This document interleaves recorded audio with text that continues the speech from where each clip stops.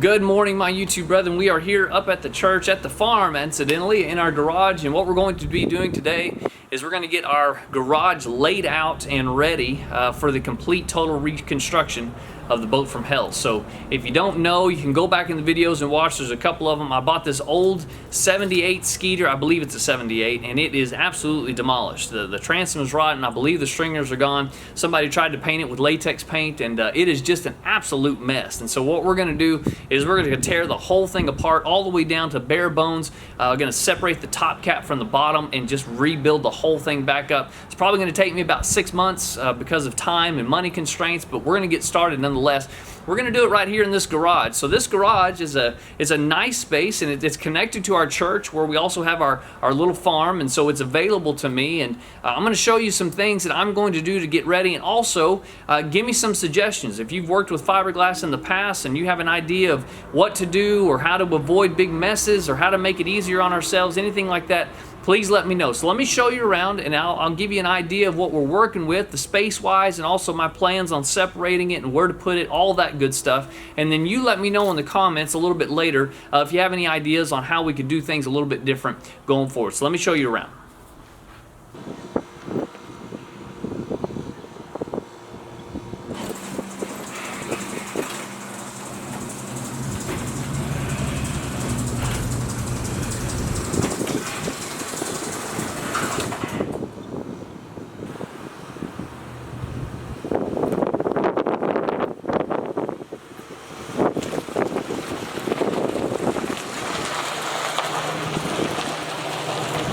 Okay, I'm standing in the big door. So there are two doors to this. It has an overhead door, garage style, and also just a regular walk-in door. I assume this is about a 40 by 60. And on the left side here, where the overhead door is a nice work bay. And it's got two big overhead lights. And we'll pull the boat in right here. And in the back there's two plugs, and what I'll do is I'll set up a couple of tables back there. I'll have all my drills and everything, all the battery operated stuff back there set up and charging and ready to go. And then also right here in the middle, this is the middle cross, I believe I'll set up a small fiberglass material station. So that'll have all the epoxies, all the resins, and the fiberglass material itself. And I figured out a couple of ways to hang that so it's pretty nice. And it'll allow us really good access. When we did this at my dad's house, we just had to do it in the back of the truck and in his driveway, and it was kind of tedious to get that done. So I think we'll set up something a little bit different. Over here, this side is used for storage and a variety of different things. Also, our mowers. We have a pretty big lot that we have to mow once every couple of weeks or so.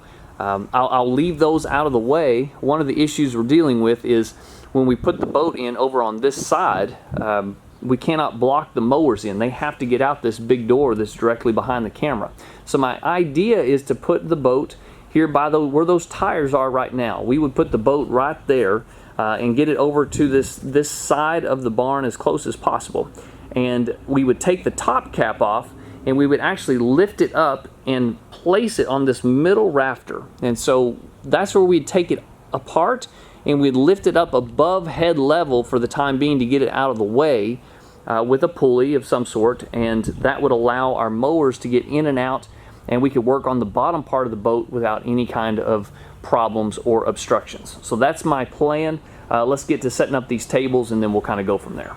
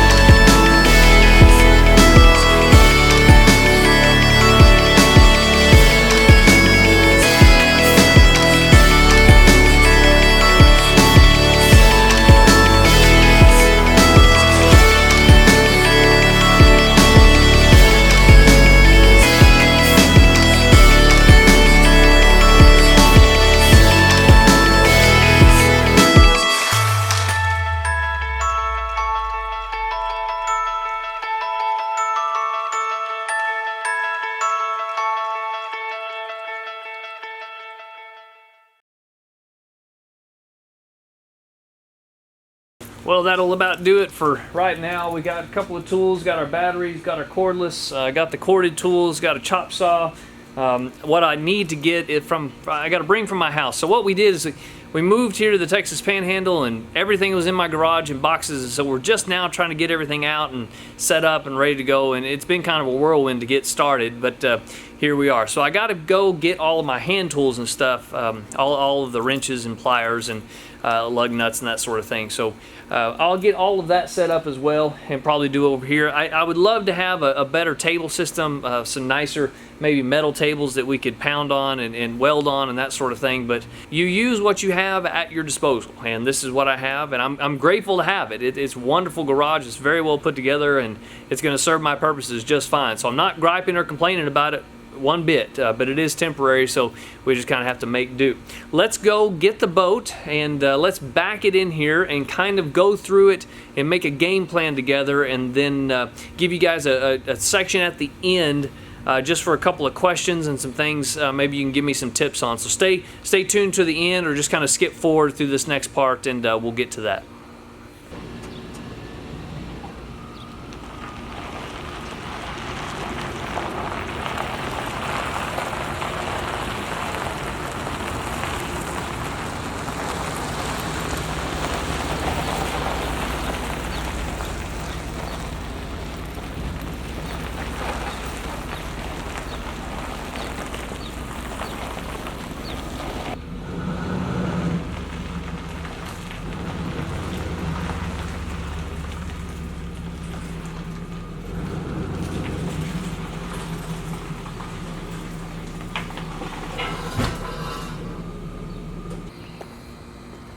Sometimes I forget to show y'all stuff and I don't talk about it. This is a buy that I came across on just Facebook Marketplace. I was out scrolling around, and man, this guy had this thing listed for a great price. It's a 93 Suburban. It's got the Chevy 350 small block in it.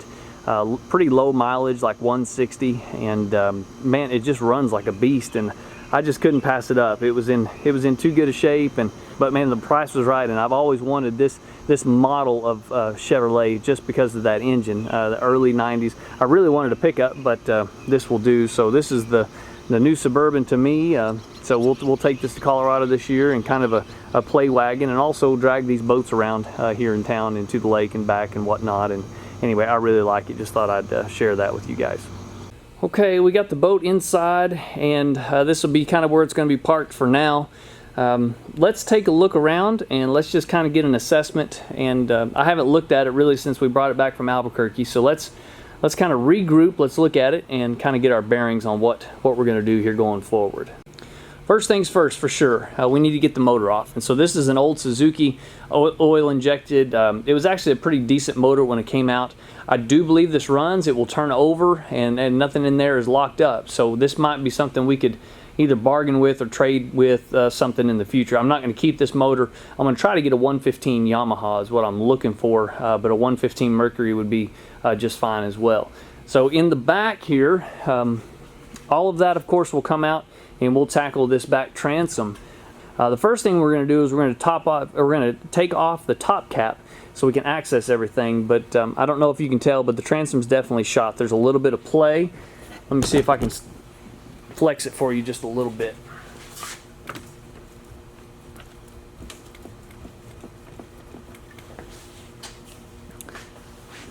I'm not sure how well you could tell on that, but somebody has already tried to take a plate. Somebody's already tried to put a plate on there to strengthen it, and that's just not going to cut it. So the transom's completely shot. We'll definitely need to redo that. We'll take out all the cabling and all of that mess up there under the steering column. I'm going to take out all of that. We'll redo the steering column. We'll probably refiberglass all that in, redo the gauges, redo the steering wheel. Let's take a look down here. I'll take you off the tripod. There's no gas tank. All of the bilge pumps and all that stuff, it's all gone for the most part. We'll have to redo all of that stuff in there. There's the live wells. I guess what I'll do is I'll keep the live wells in it and just replumb them. That's my guess as to what to do. You can see up here they're together. Kind of strange, just kind of a strange configuration, but That's probably what I'll do. And we'll get down here, and when we get the top cap off, we could probably come through and we can remove that transom from the inside is what I'm planning on. But I don't know how well that's going to work, so that's just going to be kind of one of those we'll wait and see. Okay, over here on the rod locker, this rod locker is not long enough for what we need now. Back then, this is a 79 model boat, so they had 5 and 5.5 foot rods, maybe 6 at the very longest, and so we'll have to do some finagling to make this thing work because it's just not long enough. We'll take out both the seats. We'll redo this middle console that they sit in. We'll take out, of course, all the controls over there.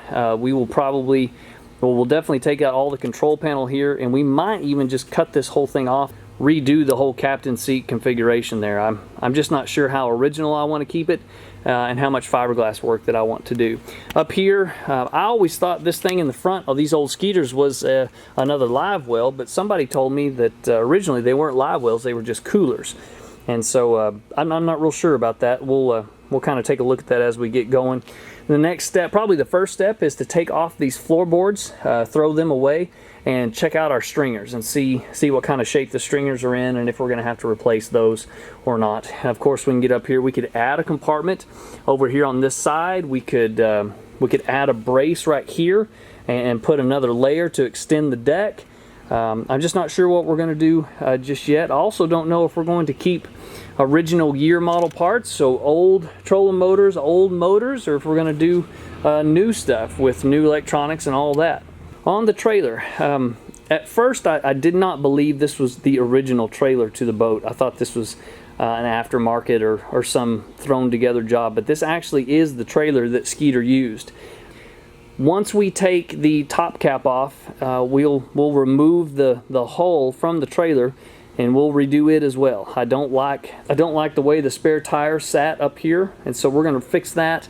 We'll fix this mechanism right here. We'll just replace that whole doodad, and we'll also get rid of this middle jack and put one on the side. It's just so much easier, and I'm tempted to extend the tongue by a foot, but I may not. I may keep it all original. I just haven't decided yet. And of course, we'll repaint it and recarpet it, and we'll put new boards in all of these side panels here. Tires are in pretty good shape. The hubs are in good shape.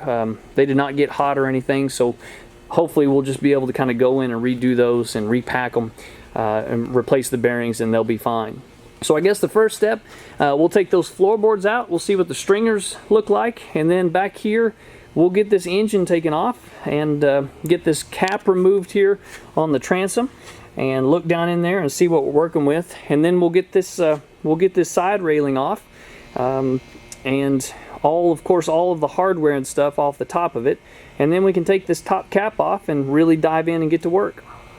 Alright guys, well thanks for joining us today. I appreciate you kind of checking in on our little teaser video, getting this thing ready and got the garage. So there's a couple questions that I have is, should we put up sheeting for all the dust and everything, or do you think we can just kind of hook up the vacuum to it while we're working and keep that down?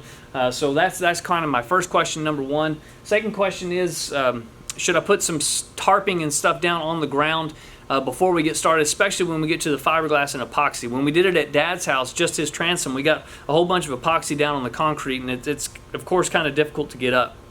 So I'm thinking we should definitely put something down. And then if you were going to do this in your garage and you got fiberglass flying everywhere and having to deal with epoxy and all those different things that are messy and sticky, and you don't really want around for a long period of time, what are some precautions that you would take before you dove in to the project? So that's kind of what I'm getting at. If you have any suggestions for me, please leave them in the comments. You can also email me. That information is down there in the description. So just reach out. I appreciate you. We got a lot of things coming up. I always say that, but it feels like I never get everything on video that I want to. We're definitely going to go fish at the end of this week. I haven't been fishing in about 3 weeks, and it's killing me. Been at the church, been getting the garden ready. Been doing a lot of things just in the office, and I've just been too busy. But we're going to go, and I'm going to introduce you guys to some of my buzzbait techniques. And I love to throw a buzzbait all through the summer. and into the fall. It's one of my absolute favorite things to do, so I'll bring you along for some of that. We've got some buzzbait weather right now. We'll get into this boat. Also got a ton of garden videos coming up, just kind of show you guys what we're doing with that. Just stick around, and also I'll introduce my wood shop as soon as we get to move into it, and so that's coming up here just within the next couple of weeks. So stick around. God bless you guys. Have a great, safe afternoon, and we will catch you next time.